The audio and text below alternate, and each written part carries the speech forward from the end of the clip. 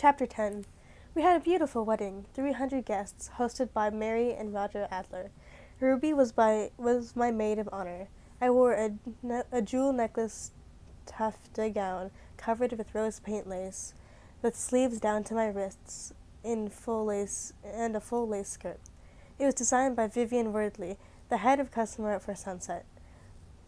Gwendolyn did my hair, pulled back into a simple but flawless bun, to which my jewel veil was attached.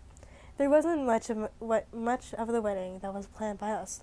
It was controlled almost entirely by Mary and Roger and the rest of Sunset. Don expected us to play the game exactly the way his parents wanted it played, even though I could tell he was eager out of their shadow, to eclipse their stardom of his own. Star had been raised to believe that fame was the only power worth pursuing, and what I loved about him was that he was ready to become the most powerful person in any room by becoming the most adored. And while our wedding might have been the whim of others, our love and our commitment to each other felt sacred. When Dawn and I looked into each other's eyes and held hands, we said, "I do," at the Beverly Hills Hotel. It felt like it was just the two of us up there, despite being surrounded by half of Hollywood. Towards the end of the night, after the wedding bells and our announcement as a married couple, Harry pulled me aside. He asked me how I was doing. "I'm the most famous bride in the world right now," I said. "I'm great." Harry laughed. "You'll be happy," he said, "with Don. He's going to take good care of you." I have no doubt about it. I believed in my heart that I had found someone who understood me, or at least understand me the way I was trying to be. At the age of 19, I thought Don was my happy ending. Harry put his arm around me and said, "I'm happy for you, kid." I grabbed his hand before he could pull it away. I had 2 glasses of champagne. I was feeling fresh. "How come you never tried anything?" I asked him. When we've known each other for a few years now, not even a kiss on the cheek?" "I'll kiss you on the cheek if you want," Harry said, smiling. "No, not what I mean. You know what it. And you know it."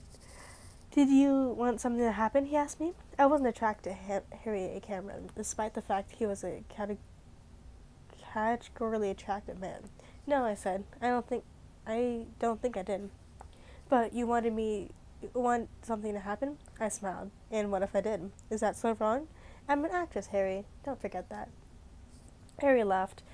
You have actress written all over your face. I remember it every day."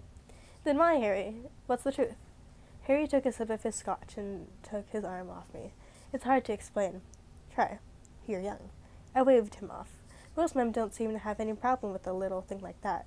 My own husband is 7 years older than me. I looked over to see Don swaying his mother on the dance floor. Mary was still gorgeous in her 50s. She had come to fame during the silent film era and did a few talks before retiring. He was tall and intimidating, with a face that was striking more than anything.